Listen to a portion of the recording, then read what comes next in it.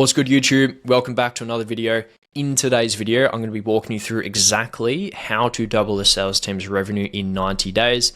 How I'm going to be showing this to you is by walking you through an exact case study of one of my clients that we've been actively working together for the past 90 days now. I just want to be very clear. I did not launch this business. I did not scale this business from the ground up. I took over the business at $247,000 per month and scaled them to $507,000 per month. A messy operation when I took it over, but a running operation nonetheless. This exact video is the process I walk through step by step in that 90-day period. The levers I pulled in the right order and why. Now, I'm not showing you this video as a flex. This is purely just a demonstration of my thought process and my system on a live operation. The thing I see with most founders today is they get these things wrong. It's usually one of three things. They look at a stuck team or they look at a stuck offer and they either blame the closers, the leads, or the offer. Most of the time, it's none of those things. It's always the system underneath, okay? As I walk through this video and show you my thought process, you're not going to be able to look at sales teams or offers the same. It's going to change your perspective around how the system runs and how all the components work together. So let's dive in. As we can see, these are the metric numbers. Now, for me, when I'm diagnosing or looking at a team, the most important metric for myself is always cash collected per book call. We're going to dive into this later on in the video. But you can see it wasn't just a revenue lift, it was all the other metrics that go into the business, okay? Most important numbers and drivers, okay? As you can see, there's been a lift in all the key numbers across the board. So that's always a good thing. Right now, let's go through and break down how it's actually done. Now, a stuck sales team almost never has a talent problem. It has a system problem, and a system problem is actually findable. When revenue caps or stalls, most founders, most operators pull the same three levers. They either hire more reps, spend more on ads, or they're just trying to rewrite the script, right? Every single one of these levers adds a variable to a machine or a system that nobody's even diagnosed yet. If you haven't even found the problem or the blockage inside of the system, why are you adding in a lever that's only going to make the system or the operation run more inefficient, okay? What almost nobody sees is that at any moment, only one constraint is actually capping the team. If you pour energy into anything else, you're just polishing a part of the engine that was never even broken, okay? What should you do? You do the opposite of adding. You find the one constraint, you clear it, and you do not touch anything else until you have. The key with the sales system is you need to diagnose from the bottom up, fix from the top, and you work on one constraint at a time.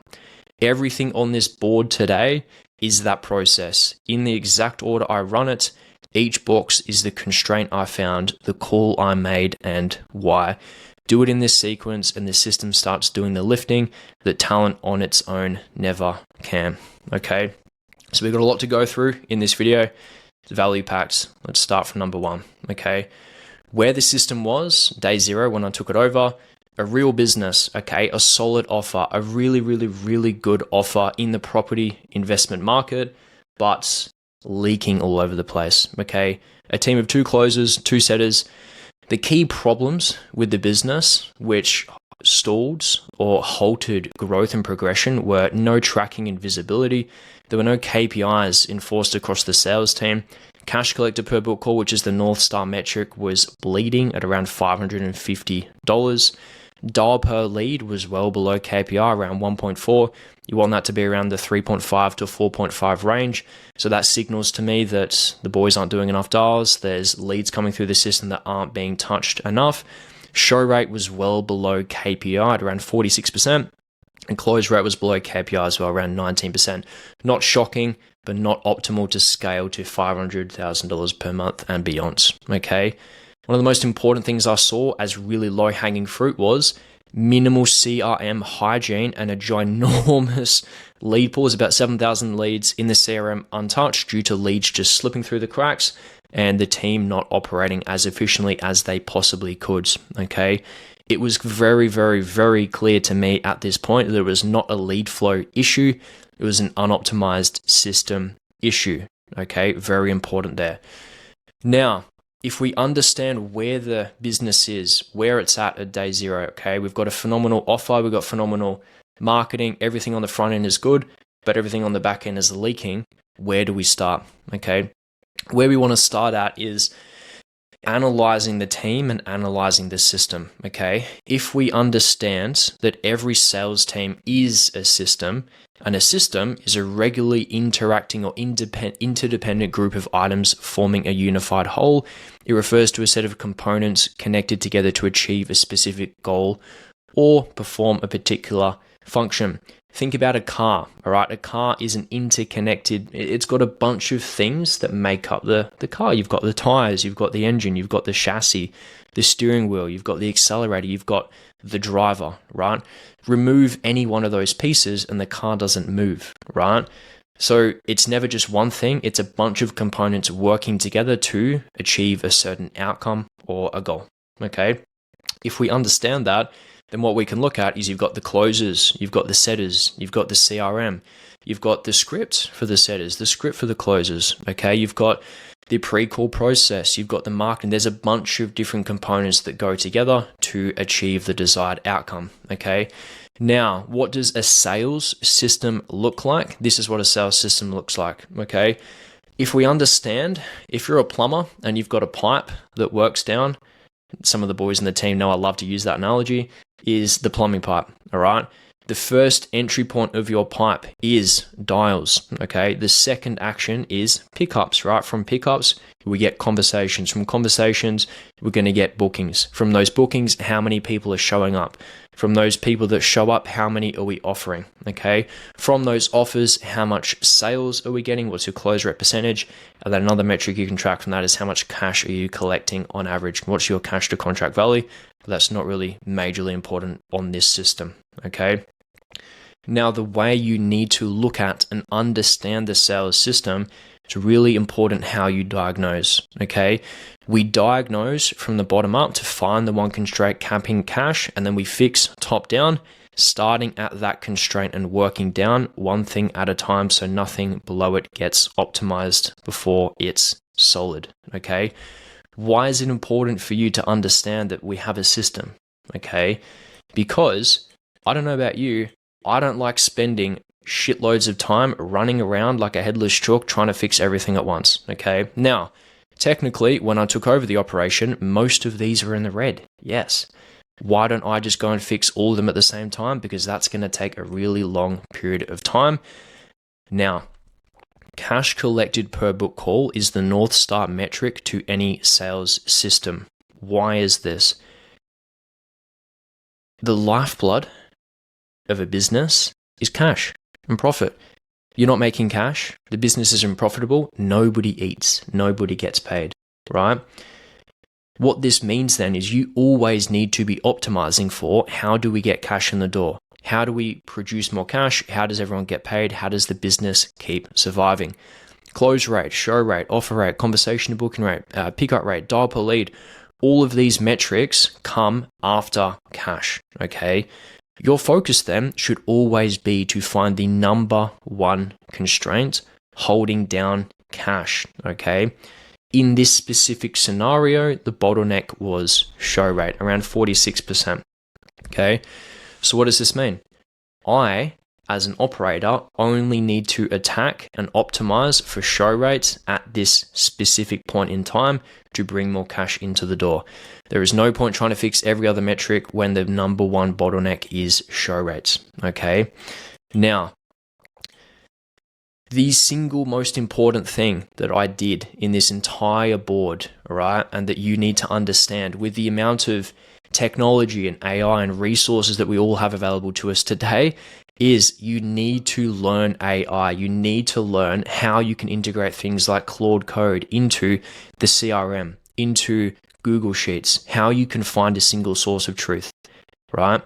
Now, the data was showing me, okay, that show rate was the number one constraint and the number one issue, but how do you know that's true at the end of the day? How do you actually know that show rate is the true bottleneck if you've got team members on the team that are self-reporting numbers, that maybe don't even know how to track properly because they've never been shown? there's a bit of a gray area there between self-reported rep numbers and trusting the true number from the source. Okay, so if you found the real constraint, before pulling any lever, before trying to fix anything, you need to 100% make sure that the numbers are true and accurate. In this scenario, the numbers didn't reconcile, right? Setters' self-reporting numbers that did not align to system performance and dial per lead was completely incorrect. Setters were self-reporting anywhere to $100 to $150 per day, but based on the single source of truth, that was not accurate, and there were a shit ton of leads entering the CRM that were getting untouched and lost, okay? To find the single source of truth as an operator, as a founder, as a manager, it is crucial that you understand why this is important. If you are getting data that is being given to you that is incorrect, you are going to be diagnosing the wrong problem, running around in circles again and again and again.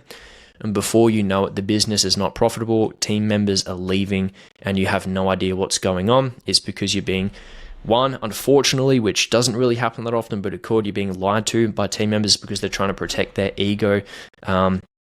And they don't want to see the truth, right? They don't want you to know what's actually going on. This is very common across a lot of operations. People not wanting to get fired, people not wanting to face the music because they know they could be doing better.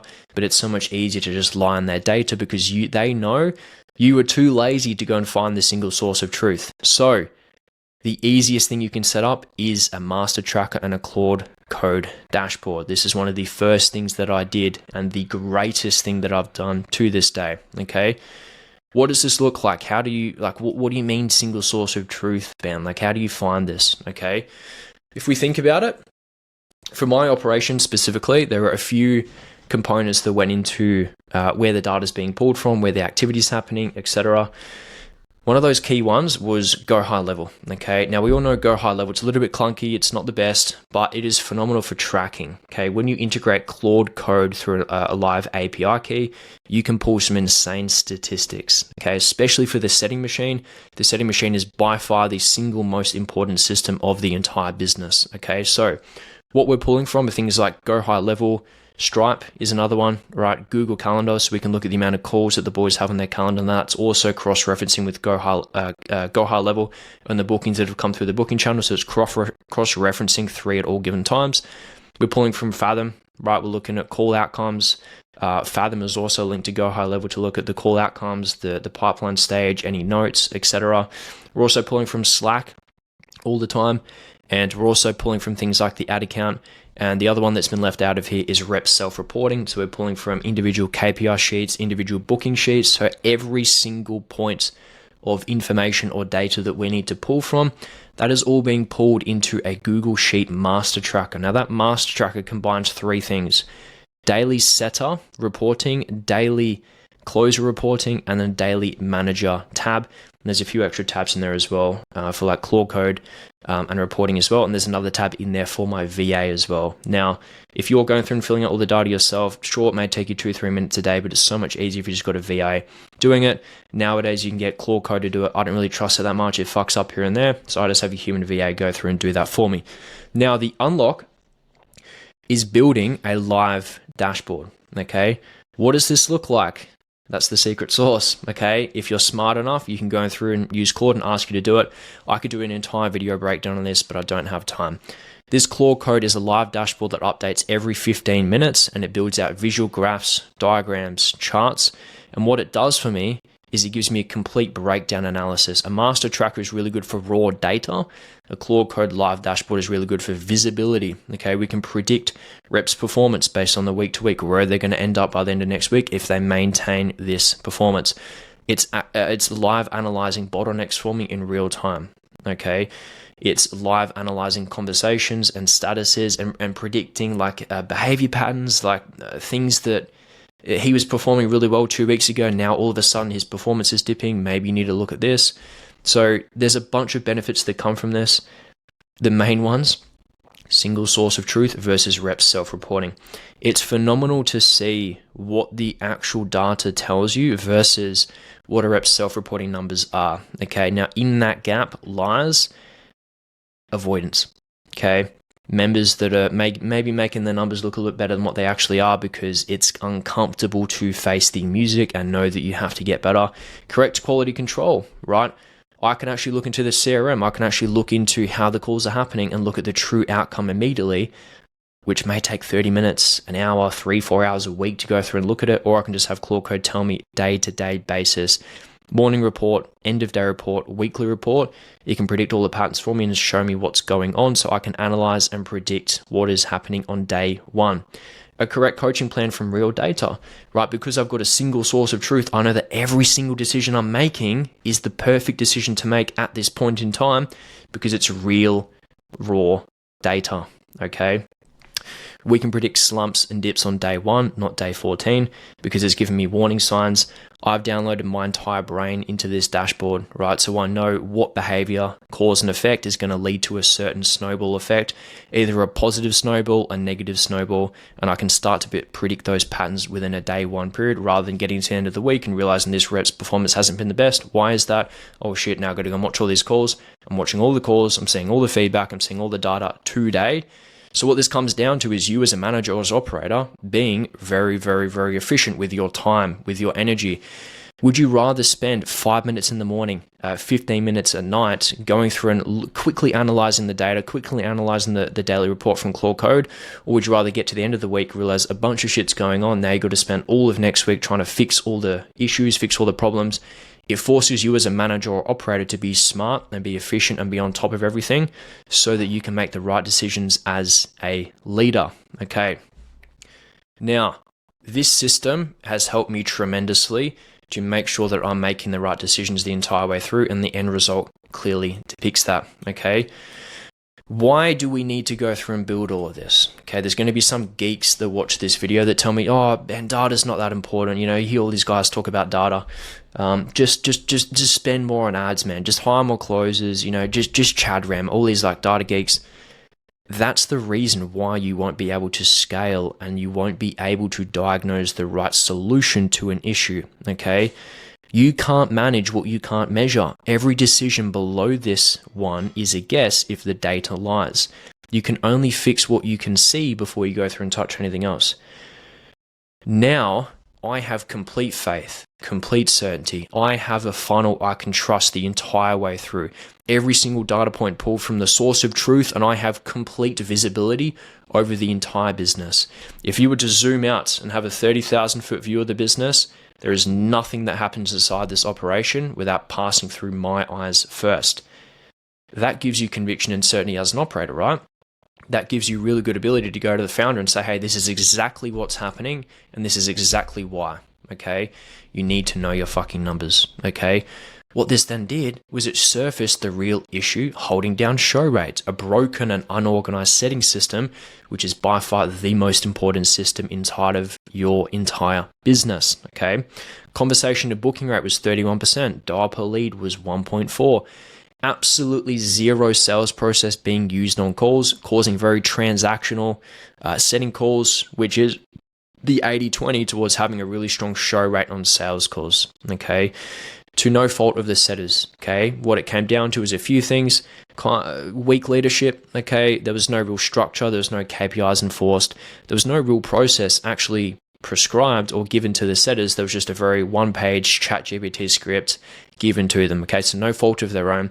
There just needs to be a realignment process there, okay? So now that we understand this, we've actually diagnosed the true constraint, which was a broken and unorganized setting system, which, to be honest, most offers out there, I've been a part of a lot of really successful ones, they have zero management over the setting system. They just think they've got to put all the time, all the energy into the closers. Wrong. You need to be putting 80% of your time into setters, okay? They are your babies, okay? That's a weird way to put it, but we can rephrase that. They are your most valuable players, okay? You need to be treating them like your MVPs. They're the ones that are the engine of the entire business, and make sure you're optimizing everything there, all right? Now, what's next? If we now understand, I have some new tonic first, actually. Okay. If we understand that the setting system is the most important system, and we now understand that it's broken. The biggest decision for myself was not just any single lever. It's building a system within inside of a system that ensures everything is taken care of, okay? What this looks like is one clean system that runs from the second a lead enters the CRM to cash collected with absolutely zero dead spots the entire way through, okay? The most important piece of the system for the setters is always the first piece, right? Speed to lead. Setting up a simple automation that fires the instant a lead lands in the CRM, QC'd, quality control to under 5 minutes every single time, okay? I'm sure you guys know some of the biggest offers out there. Go on Funnel Hack, right? You will see that they're most of the time messaging you within anywhere from 2 to 10 minutes on average, right? Go and opt into this funnel if you know what this funnel is, and I guarantee our team will be calling you within 5 minutes, okay? This is the single most important thing. Not only drastically lifts the success rate of the set call, but it naturally improves every other component of the system: show rate, close rate, cash collected per book call. Why is this, right? Why do people harp on about speed to lead so much? Because a prospect's attention is highest when they submit a form or request a demo. It's fresh in their mind. Maybe they've just been scrolling Facebook and you've stopped their scroll, right? You've thrown them out of that pattern. Their entire attention is on you right now, and we all know how powerful the algorithm is. They go back to Facebook. They go back to doom scrolling. 10 minutes later, they will not remember you at all. So it's so important, okay? When you catch them in this window, you have a significantly higher chance of converting the prospect into a client. As minutes pass, that interest fades rapidly. Waiting even 10 minutes can cause your chances of qualifying the lead to plummet by as much as 400%. So a very simple outline of what that system needs to look like. But let's say a lead enters a CRM. If you can just focus on pulling this lever, everything else naturally gets improved, okay? Set call, the quality of the set call is so much better, okay? The show rate is naturally increased. They're naturally more willing to purchase, and you're naturally going to collect more cash, okay?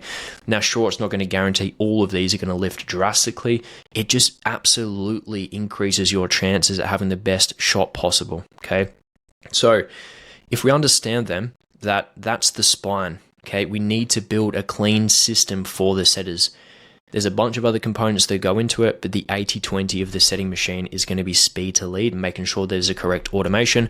What that automation looks like is the central lead, the second lead enters, have a Zapier, fire an automation to Slack, have all the boys' notifications on Slack.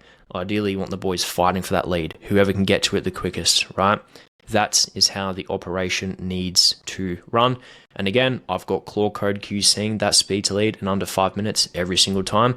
Zero metric, zero Slack that does not pass through my eyes first, okay? Doesn't that give you confidence, right, in running a system, running an operation? Now, diving deeper, I've showed you the spline, I've showed you the outline of how the system needs to work. Now let's dive deeper into the granular metrics, okay? What does the setting machine need to look like, okay? If we understand that the show rates has been traced back to the setting machine, we understand that the overall metric of the entire system is show rate. We've traced it all the way back to the setting machine. Now we understand, okay, speed to lead is one thing that we can set up, but what's the actual real reason that show rate is low? Weak setting process was producing low commitment bookings that never even showed. There was zero gap built. There was zero emotion on any of the calls. So the most important thing you can do is give them a process, give them a structure to follow. So what we did was we rebuilt the entire setting engine first because it's the most important system in the entire team. Nothing happens without it, okay? Clear indicators of this: dial per lead was way off. There are over 7,000 leads in the CRM that were just rotting, that were just sat there. Now this is like this. If this doesn't give you goosebumps, it should. Some of these people had applied, they'd come through the form and they'd never been called, right? There was a significantly high amount of leads that had entered the CRM that had actually just never been touched in general. Once we had people going through, power dialing through the CRM and getting them back on the calendar, there were a lot of deals that were placed back on the calendar and closed, okay? All they needed was one call. Yep, I remember you. I remember who you are. Let's jump on the phone. And they closed 2 to 3 days, paid in full, okay? I can guarantee you, if you think you have a leaky operation or a leaky system right now, I beg you to set up smart views in your CRM, go through all the leads that you've had and filter for if they've even been contacted. I can guarantee there will be leads in there that have never been touched. That is just so much cash sat there rotting away that they asked you for help. They went, please me, I need help. They put their hand up and asked for it. Now, the single most important thing was a weak and low value process on the setting calls themselves. Now, what did we do? Okay. If we have a weak system and we understand that bookings don't show because of the quality of the set call, there are a few different ways that we can go through this. And it's never just one thing, like I said before. Okay. We need to build a system that guarantees the outcome every time. What does that look like? Okay. How do we raise the dial per lead? You raise the amount of dials that the boys are doing on a daily basis. Now, if you understand that your dial per lead needs to be between that 3 to 5 to 4.5 range, well, it's pretty simple. Calculate the amount of leads that are coming into the CRM. How many dials do you need to be doing per lead to maintain an optimal 3.5 to 4.5, and then set that dial target across the amount of team members that you have. Okay. That's how we got the correct dial per lead. We lifted it to around 4. Next thing we did was correct CRM hygiene enforced, right? Actually setting, this is going to blow your minds, setting up tags, setting up opportunities. Like instead of all the leads just going into one opportunity status in the CRM, having sections, right?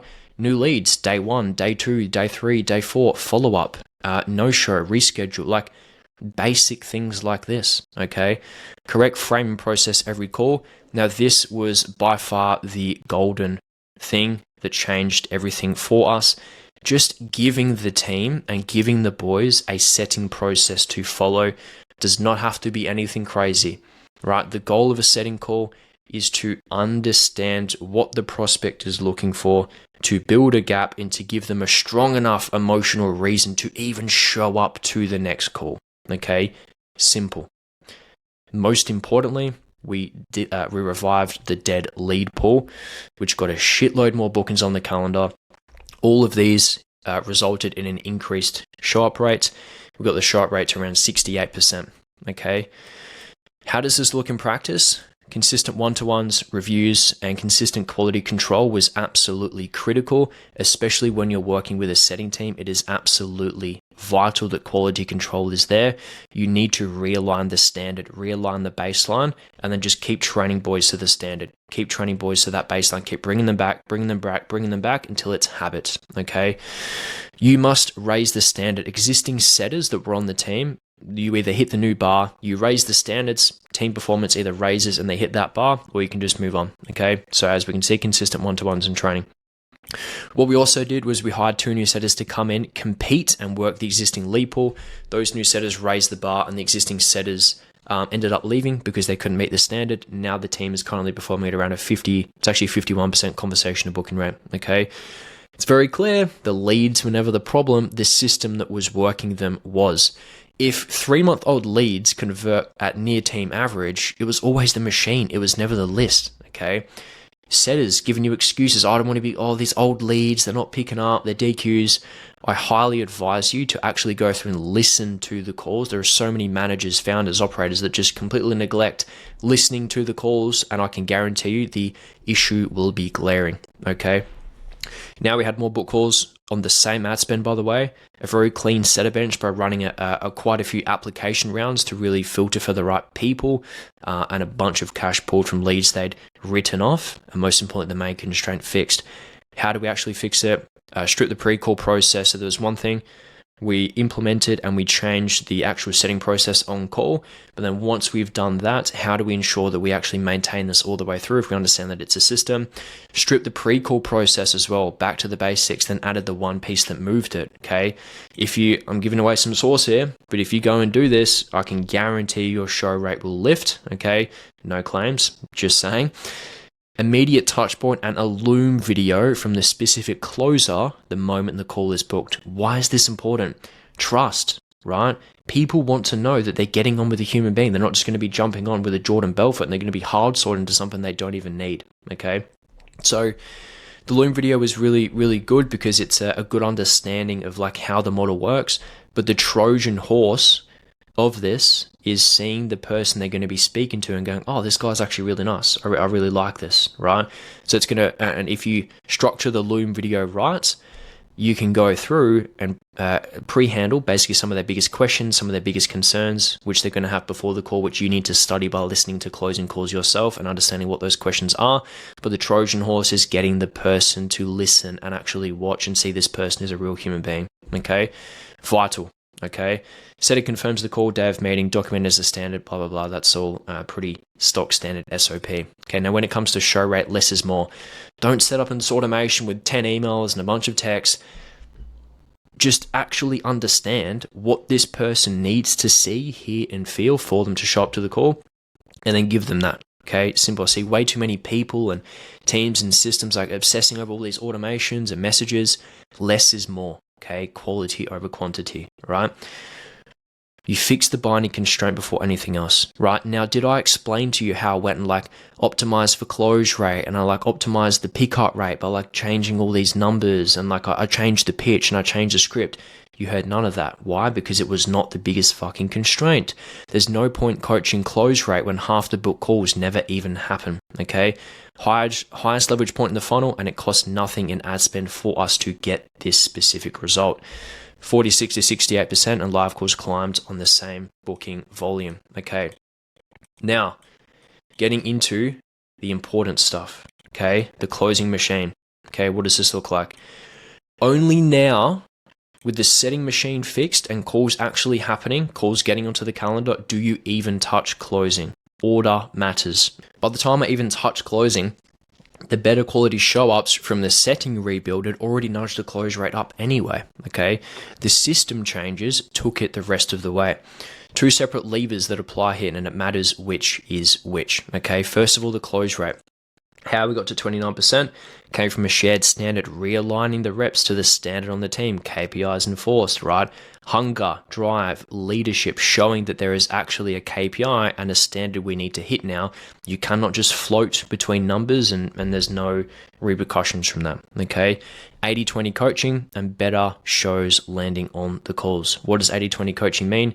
Only working on one thing at a time, which is the single most important improvement they need to make on their calls, okay? Cash collected per book call came from the offer. Like basically what there was is there was two offers. There was a 6-month offer and a 12-month offer. The 6-month was 8.8 and the 12-month was 11. I saw absolutely no reason to have the 6-month there. If they're spending 8.8, they can spend 11, right? So instantly raising the average order value, doing other things as well, like removing the deposits, no more $500 deposits, $1,000 deposits, minimum deposit is 20%, $2,000 range, okay? And really just leaning off of split pays. What this comes down to is a standards thing, okay? You only accept paid in full, right? A deposit or a split pay is an absolute like last minute. If I can have a chat to the founder to see if we can actually do that for you, but you need to have standards for paid in full. Okay. Moving on. Close rate was stuck. Okay. Few things that happened for this. The better quality people that were showing up to the calls naturally increased close rate anyway, but there was still a couple constraints inside of that. 80-20 coaching through reviews, Loom reviews, one-to-ones, right? Removing the deposit dependency, cutting the 6-month and moving towards a 12-month program only. Most important, I would say, of all of these is realigning the reps to the vision and standards, okay? Reigniting a fire under these guys' asses. Where do you want to go? What do you want to achieve? Why are you in sales? Why do you sell here? Do you truly believe this offer can get our clients to where they want to go? Showing them the wins, right? Having one-to-ones and rebuilding their identity. It's very easy when there's not good leadership and there's not good culture for salespeople to what? To drift. It's very easy as a salesperson to drift when you don't have a competitive environment, standards to hit, or numbers enforced, okay? Just doing this one thing alone boosted everything else, okay? What did this result in? Higher average order value, cash collected per book call, and predictable and consistent revenue, okay? As I said, they're the main points that we worked on. Now, Loom reviews, one-to-ones, that's what that's going to look like on a daily basis, okay? The feedback you should be getting is these reviews are helping an absolute shit ton. and my performance is naturally lifting. Thank you so much for this coaching and support. So the reps feel empowered to want to get better. Okay. What we then did was hide and ramped a new rep against the team numbers with industry specific onboarding to KPI. How does your specific model work? How is your model or your mechanism actually superior to the other mechanisms out there?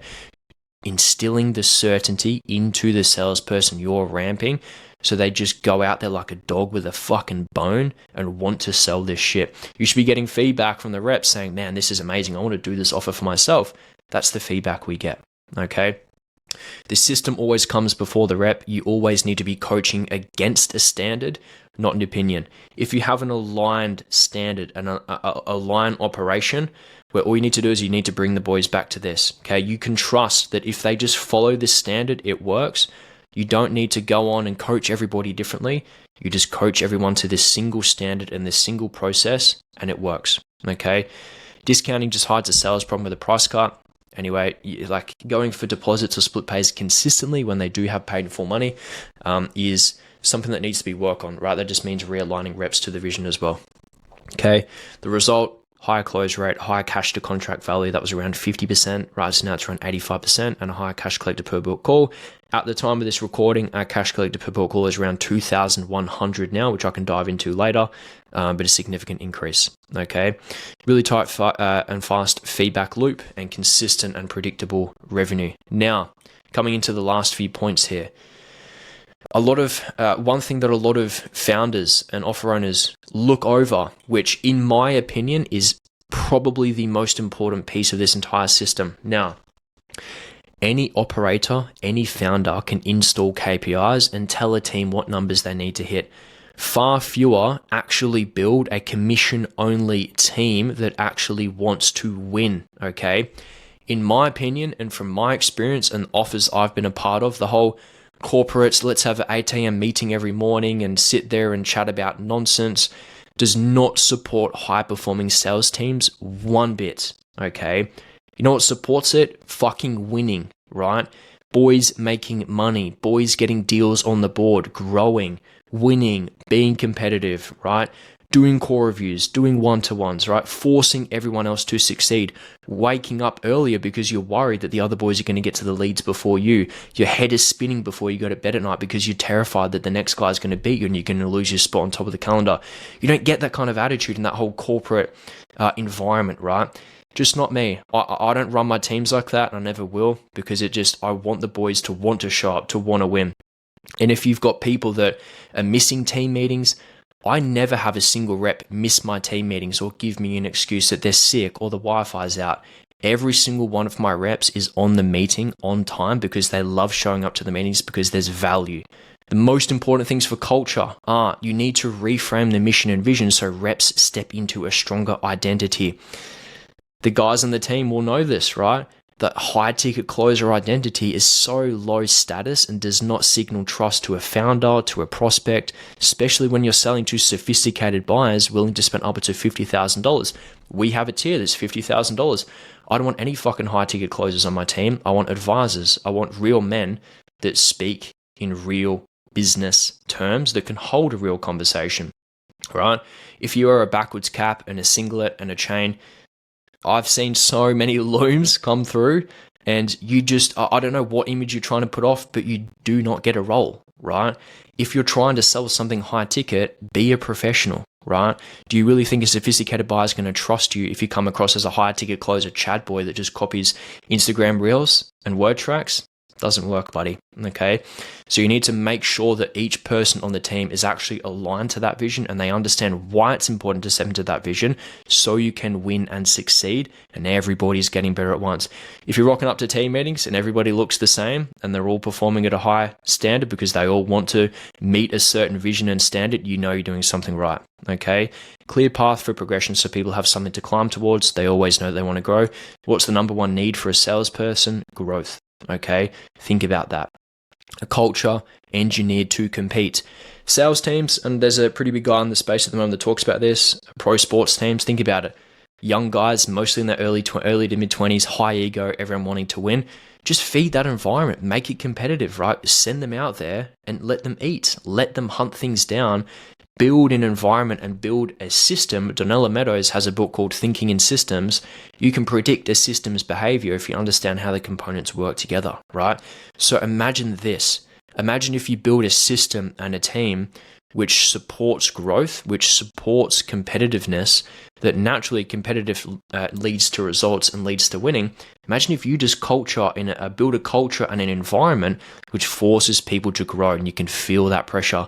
My first sales manager, we all know who he is in the space, massive name, absolutely incredible. He set the tone on the first offer I was ever on, built such an incredibly competitive environment that I just see that, and that's the absolute key to having young guys winning on sales teams, okay? Single most important thing. But if you're not high ego, if you're not willing to be an authority figure and lead from the front, if you as a manager and operator are not leading and growing and developing yourself and always fucking tuned in up here, pushing yourself to grow and not leading by example, nobody else is going to follow. You need to be the leader first before you expect anyone else to do this, okay? Management, operating is so much more than just, here's some numbers, buddy, go work towards it. You are the leader. Lead from the fucking front, okay? The catch, at the end of the day, it's a commission-only sport, so you need to build an environment where everyone actually wants to win, because if they don't win, they don't get paid. Simple, right? So, why do I speak with so much conviction and certainty about this? Because I fucking know that it works. Look at the end results, right? $247,000 to $507,000. Cash collected per book call, $550 to $1,200. Now it's at $2,000, okay? Dial per lead, 1.4 to 4.2. Conversation booking rate, 52%. Show rate, 68%. Close rate, 29% and climbing. Cash to contract value, 80%. Average order value, right? All these things are lifting. What does this mean, right? As a manager and operator, what is your number one objective? Okay, think about it. You and the founder need to be working together as a team. What this has done is it's freed up so much more time for the founder. Now he's attacking his business so aggressively. He sees results on the back end, so he's going to feed more fuel in. Okay, think about it. You have me running and optimizing the entire sales system, the entire back end, everything from the minute a lead enters a CRM. You're in my fucking territory now. I've got the Claude Code dashboard. There's nothing that happens without me seeing it. This is my territory, okay? Now the founder does everything on the front end. He has so much time to scale the business through organic, more YouTube, more Instagram, more Facebook, more paid content, all right? Because we had the time, we launched a second offer, right? We launched a $50,000 tier, a tier 2 to what we already had, because what we analyzed by listening to a ton of sales calls together was that, hey, there's actually a really big demand for a certain type of program and a certain type of mechanism for the people that are coming to us in this specific market. So we packaged that up, and now we have great demand. So what do we need to do? We need to supply that solution for them, okay? We launched this just now, and it's already compounding. It's already working. At the time of this recording, we literally just launched our tier 2 program. We've already closed the first sale on it, okay? One of the new reps who's just been ramped, absolutely crushing it. As you can see there, $49,500 payment. Now, yes, using Stripe, shouldn't be using Stripe, massive fees, I know. First time, so we're going to be switching that over to a better processor or other payment methods, but first sale nonetheless, okay? At the time of this recording, we're only 8 days into the month, and the team's collected around $150,000 in cash. Now, yes, we have two tiers, $11,000 and $50,000, and yeah, you can do the math on where we're pacing for this month, which is going to be even higher than that $500,000. Okay, what's that? Around $600,000. So I don't like to go on pacing numbers though. Just want to show you what happens that when you build really strong foundations, okay, like think about a skyscraper, how tall one of those buildings are. They're not just built on plastic, weak, shaky foundations. Those foundations are so strong beneath the surface. You have to go deep before you can go high. The sales system needs to be fixed, right? If you think about it, all of these numbers here need to be optimal and working and optimized before you can even introduce scale, before you can even introduce ad spend, before you can even introduce a tier 2 offer. The foundations need to be strong, right? You fix the system, you get the foundation strong, you launch a tier 2 program, then you start making serious levels of cash, which is what we're doing, okay? To summarize this, it's very rarely the offer, it's frequently the system underneath it that's leaking. My thesis is always systems over heroics. I don't want to have a rockstar sales rep. Okay, I'm sure we all know there's companies out there where if that one sales rep leaves, you're cooked, right? They make up 70, 80% of your revenue. What's going to happen if they leave you? You are fried, okay? Build a system and a machine that consistently performs, consistently produce, and absolutely delete key man risk. Key man risk will absolutely ruin your business, okay? Now, all of this to summarize, how do I think? What is my thesis? What are my guiding principles? Here they are for you, okay? Strip away every decision on this board, and this is the operating system underneath it.